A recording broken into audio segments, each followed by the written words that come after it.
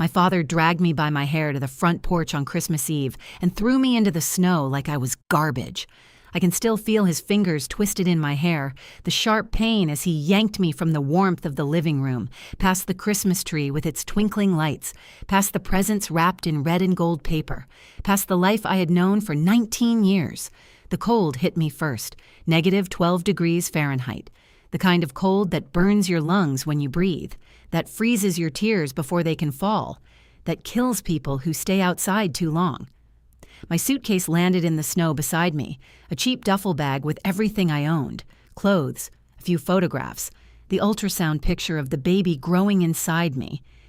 "You chose that man over this family," my father said, standing in the doorway with the warm golden light behind him.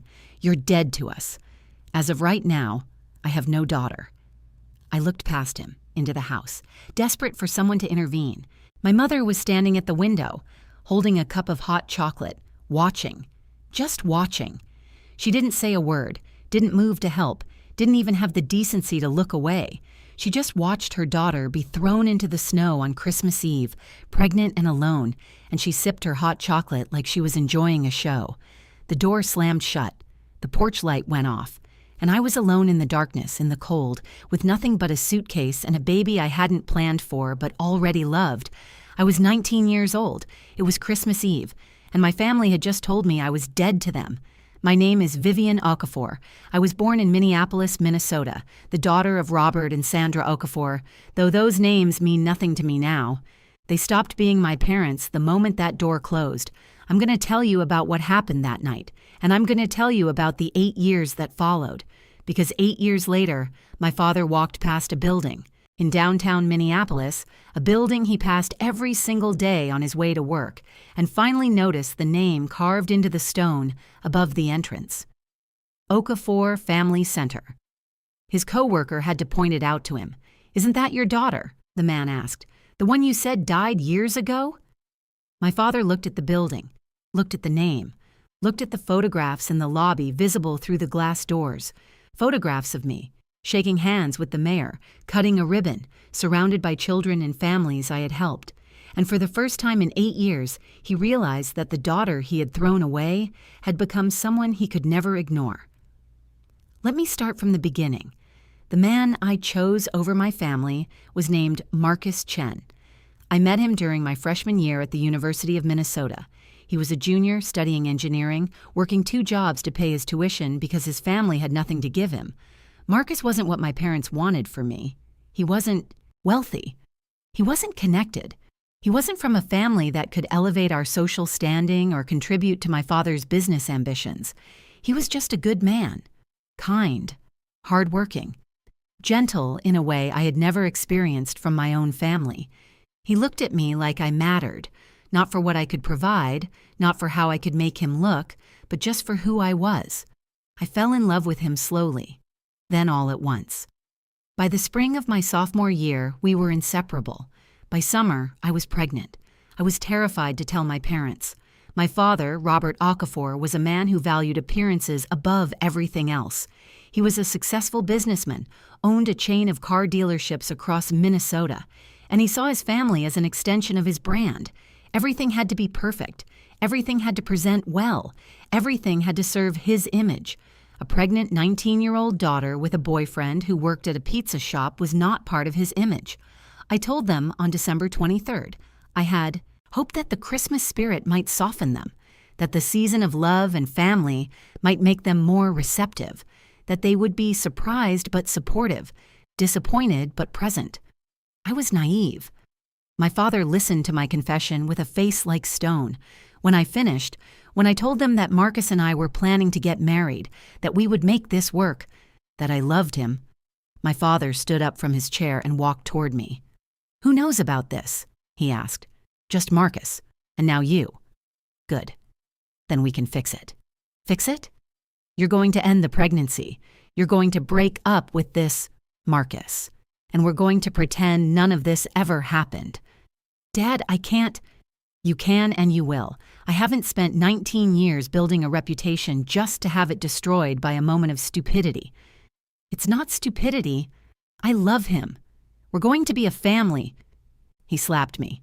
hard enough to knock me backward, hard enough to leave a mark that would last for days.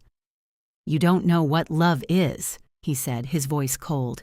"You're a child, a stupid, reckless child who's about to throw away everything I've worked for." "Robert," my mother started. "Stay out of this, Sandra. She made her choice. Now she'll live with the consequences." "I'm keeping the baby," I said, my voice shaking but steady, "and I'm marrying Marcus, with or without your blessing." "Then you're doing it without this family." He grabbed me by the arm. I tried to pull away, but he was stronger. He'd always been stronger, and his grip was iron. "Robert, it's Christmas Eve." My mother tried again. I said stay out of it. He dragged me through the house, past my sisters who watched with wide eyes but didn't move, past the kitchen where Christmas dinner was being prepared, past every memory of every Christmas I had spent in this house. And then we were at the front door. He threw it open. The cold rushed in, and he grabbed me by my hair and threw me out. The hours after, my father threw me out, are a blur of cold and fear and desperate survival. I walked to the bus stop 3 blocks away, dragging my suitcase through the snow, my thin coat offering almost no protection against the brutal cold. My phone had been left inside. I hadn't thought to grab it, hadn't expected to need it, hadn't imagined this would happen. I had no money, no phone, no way to contact Marcus or anyone else who might help. I just had the clothes on my back, the suitcase in my hand, and the baby growing inside me. The cold was worse than I had ever experienced. By the time I reached the bus stop, my fingers were numb, my face was burning, my body was shaking uncontrollably. I huddled on the bench, trying to make myself as small as possible, trying to conserve whatever warmth remained in my body, and I waited. For what? I didn't know. The buses weren't running. It was Christmas Eve, and the city had shut down for the holiday. But I had nowhere else to go, nothing else to do, so I sat there and waited and prayed that someone, somewhere, would help me. That's when the car pulled up. An older woman got out, 60-something, with silver hair and kind eyes. She was wearing a thick winter coat and carrying a flashlight. "Oh my God," she said when she saw me. "Honey, how long have you been out here?" I don't know. Come on, come with me. You're going to freeze to death." "I can't. I have nowhere to go. You're coming to my house. Right now. No arguments." She helped me into her car, turned the heater on full blast, wrapped a blanket around my shaking shoulders. "I'm Dorothy," she said as she pulled away from the curb. "Dorothy Williams. I live on Oak Street." "Vivian," I managed. "Vivian Okafor." "What happened to you, Vivian? Why were you sitting at a bus stop in this cold?" I didn't want to tell her. Didn't want to admit that my own family had thrown me away. But the kindness in her voice, the warmth of the car, the simple fact that someone had stopped to help, it broke something inside me. I started crying, and I told her everything. Dorothy Williams saved my life that night. She brought me to her home, a small but comfortable house decorated for Christmas, with a tree in the living room and cookies on the counter and all the warmth that had been stripped from me hours before. She fed me soup. She gave me warm clothes. She called her son, a doctor, to come check on me and make sure the cold hadn't harmed me or the baby.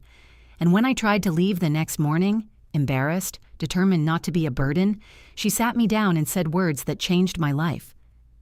"You're not going anywhere. Not until you have a plan.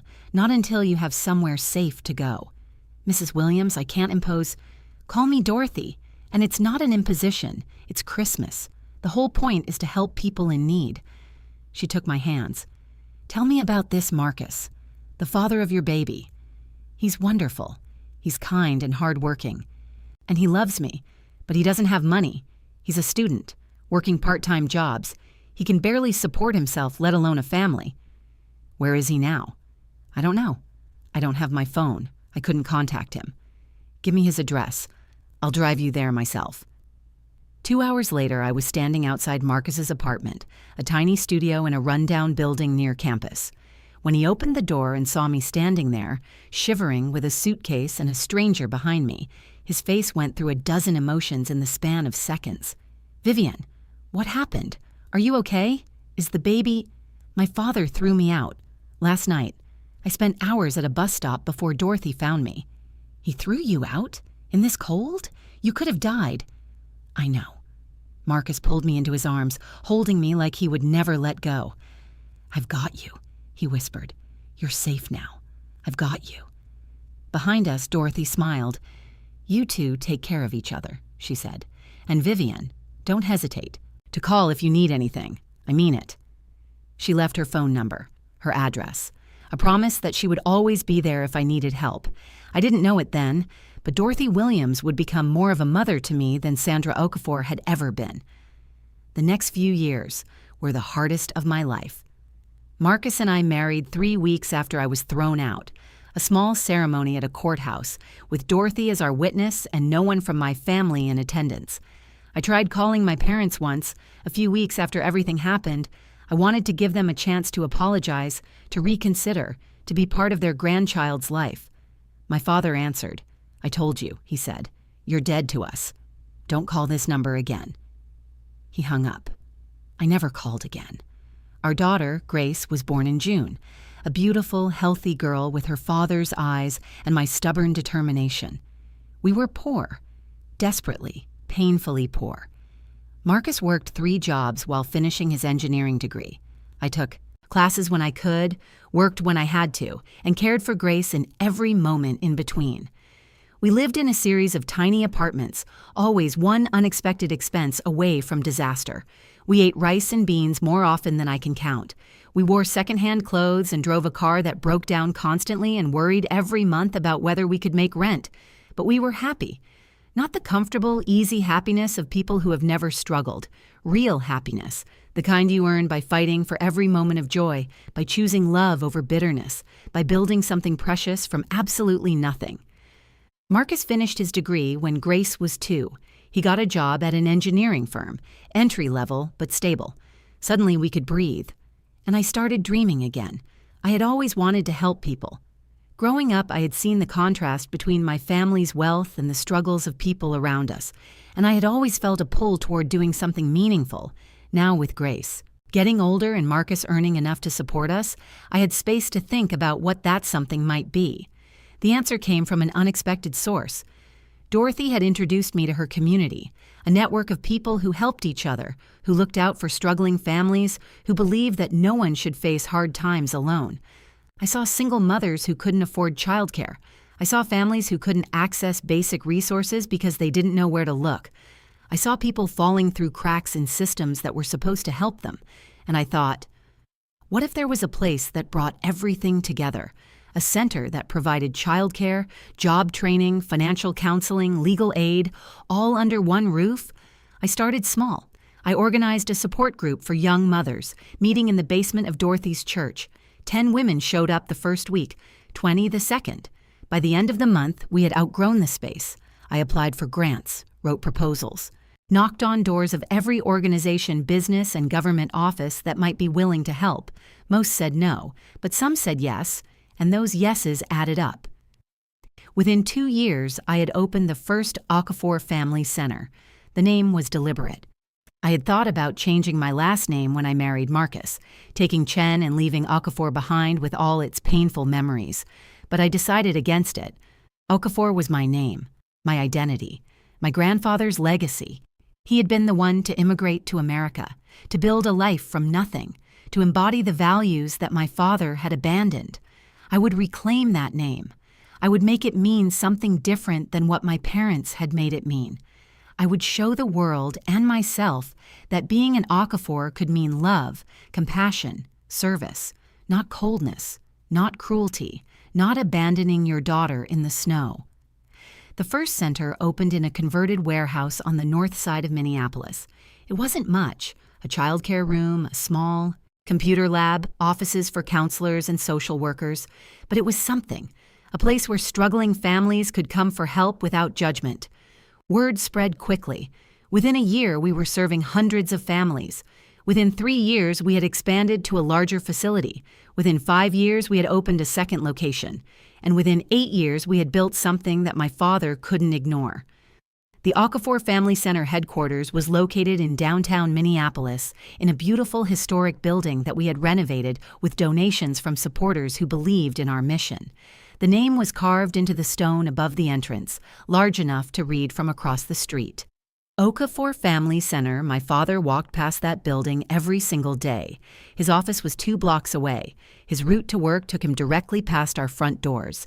He must have passed it hundreds of times over the years since we moved into that building. But he never noticed. He never looked closely enough at the name on the building to realize that his own daughter, the one he had declared dead, was running an organization that served thousands of families and had become one of the most respected nonprofits in the state. He never noticed until a coworker pointed it out.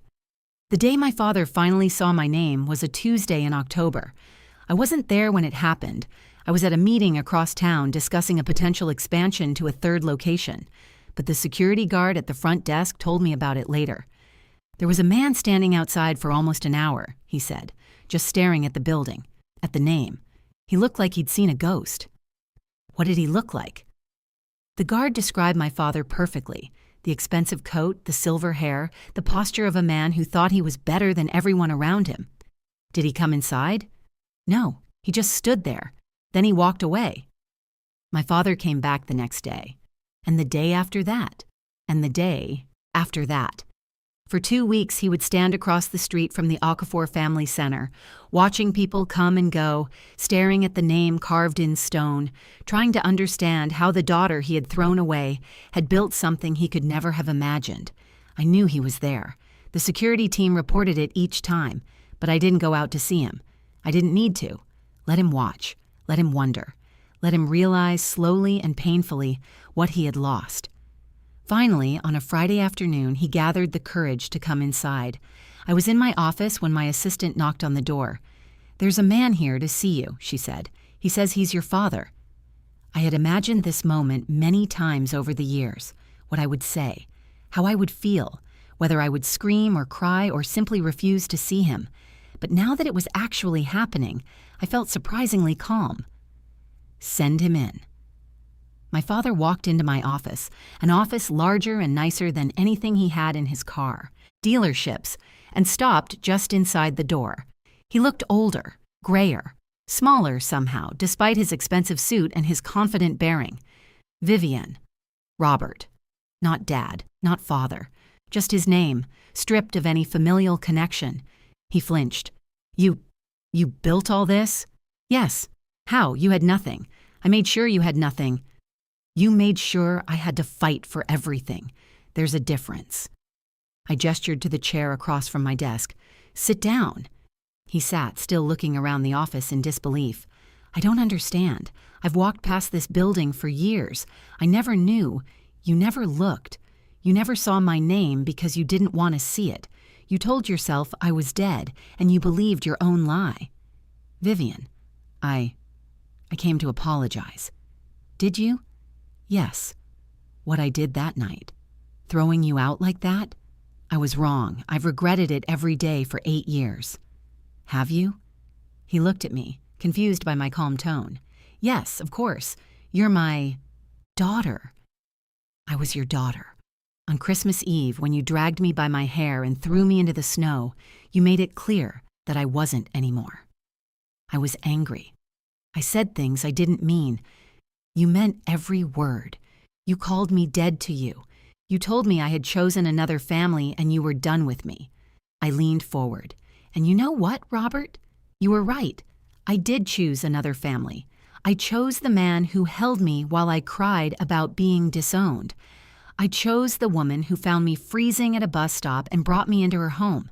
I chose the community that supported me when I had nothing. I can make it up to you. I can help with the organization. I have money, connections. We don't need your money. We don't need your connections. We've built this with the help of people who believed in us, not people who threw us away. Then what do you want? What can I do?" I looked at my father, this man who had once seemed so powerful, so intimidating, so impossible to challenge. He looked small now, desperate, pathetic. "I want you to understand something," I said. "That night, when you threw me out, you thought you were punishing me.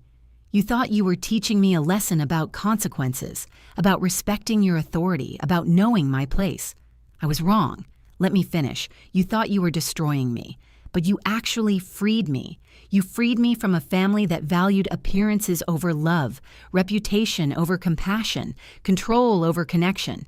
You freed me to build a life with people who actually care about me. I stood up and walked to the window, looking out at the city below. My daughter is 7 years old now. Her name is Grace. She's smart and kind and curious about everything. She's never met you. She doesn't even know you exist. I'd like to meet her, to explain. No. Vivian, no, you don't get to be part of her life.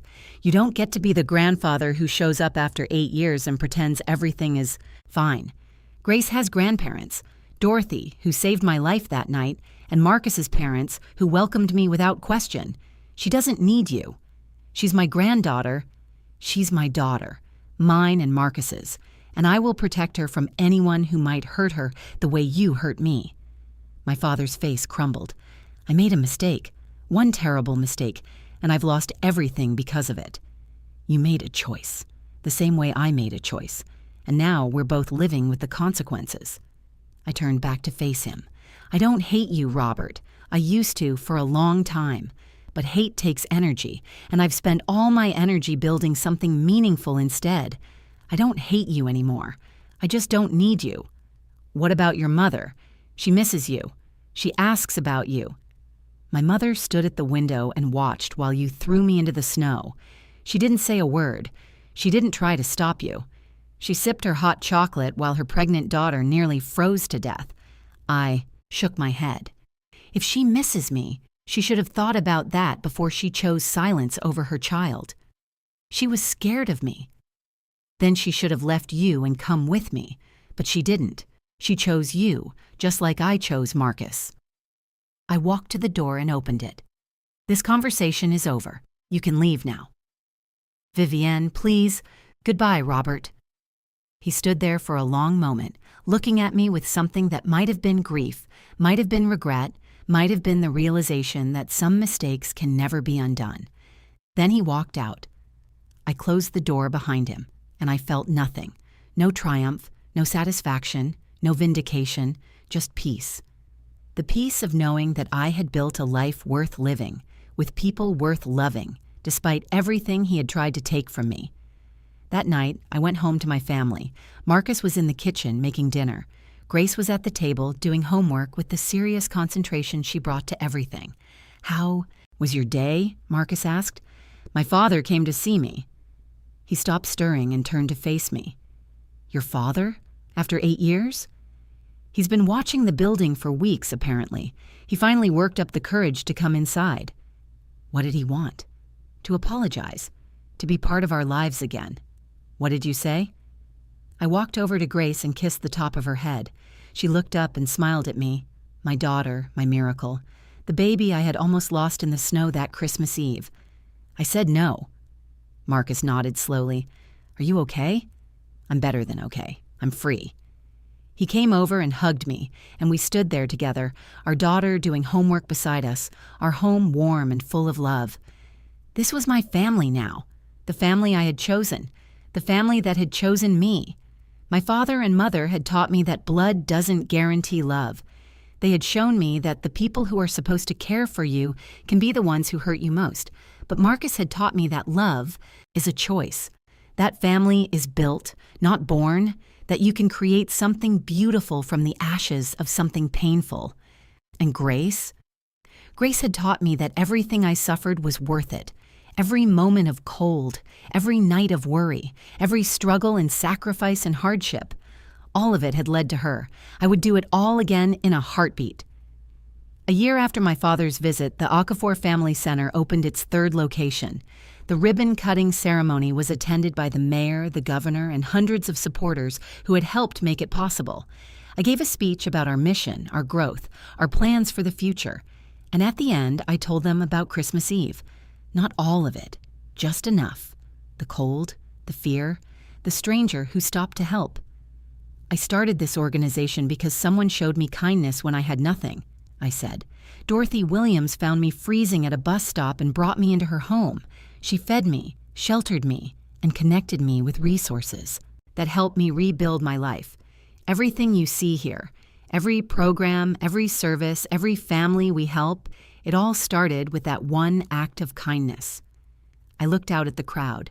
Dorothy passed away 2 years ago, but her legacy lives on in everything we do, and I hope that every person we help will pay it forward, will be the Dorothy for someone else, will stop when they see someone in need, will remember that a single act of kindness can change the trajectory of a life. The applause was thunderous, but I wasn't thinking about the applause. I was thinking about Dorothy, about the silver-haired woman who had stopped her car on Christmas Eve, who had refused to let a pregnant teenager freeze to death, who had become the mother I never had. She had seen me, really seen me, not as a burden or an inconvenience or a problem to be solved, just as a person who needed help, and that had made all the difference. I don't know what happened to my parents. I stopped tracking them years ago, stopped checking their social media, stopped asking mutual acquaintances for updates, stopped caring about people who had stopped caring about me. But I heard things, occasionally. My father's business declined after the recession. He made bad investments, overextended himself, lost several dealerships. The last I heard, he was working for someone else, a far cry from the empire he had once built. My mother stayed with him, as far as I know, still choosing him over everything else, still the silent witness who never intervened. My sisters, I had 2, both younger, reached out a few times over the years. They apologized for not helping that night. They wanted to rebuild a relationship. I tried. For Grace's sake, I tried. But every time I saw them, I remembered their faces as my father dragged me through the house. I remembered how they watched without moving, without speaking, without doing anything to stop what was happening. They were children then. I understand that. They were scared of our father, just like I had been scared. But understanding doesn't erase the memory, and the relationship never quite recovered. We're cordial now, polite. We exchange birthday cards and occasional updates, but they're not family, not the way Marcus is, not the way Grace is, not the way Dorothy was. Some bonds, once broken, can never be fully repaired. Grace is 15 now. She knows the story of how she almost wasn't born, how her father and I met, fell in love, and were thrown away by people who should have supported us. She knows about the cold, the bus stop, Dorothy's kindness. She knows that her grandfather, my father, has never met her and probably never will. "Do you hate him?" she asked me once. "No, I used to. But hate is exhausting, and I'd rather spend my energy on things that matter." "Do you wish things had been different?" I thought about the question. Sometimes I wish I had grown up with parents who loved me unconditionally. I wish I hadn't spent years feeling worthless because nothing I did was ever good enough for my father. I wish Christmas Eve 2016 had never happened. But if it hadn't happened, I wouldn't have you. I wouldn't have your father or our life together or the center or any of the things that give my life meaning. The worst night of my life led to the best things in my life. That's kind of beautiful. It's complicated, but yes, there's beauty in it. Grace hugged me. "I'm glad Dorothy found you." "So am I, baby. So am I." If this story resonates with you, share it with someone who needs to hear it. Drop a comment telling me where you're watching from and whether you've ever built something beautiful from the ashes of something painful. Like and subscribe for more stories about survival, resilience, and the families we choose. You chose that man over this family. You're dead to us. That's what my father said when he threw me into the snow on Christmas Eve. I was 19, pregnant. It was -12 degrees. My mother watched from the window, holding hot chocolate. A neighbor found me shaking at a bus stop. She brought me home, fed me, clothed me, saved my life. 8 years later, my father walked past a building downtown, a building he passed every single day, Okafor Family Center. His coworker asked, "Isn't that your daughter?" My father had never noticed. He had walked past my name for years without seeing it, because he had convinced himself I was dead. But I wasn't dead. I was building something that would help thousands of families, something that would carry our name, the name he tried to take from me. He came to apologize. I said no. "I don't hate you anymore," I told him. "I just don't need you." My daughter has never met him. She never will. She has grandparents who love her, just not the ones who share her blood. You're dead to us." "No, Dad. I'm more alive than ever, and you're the one who's living like a ghost.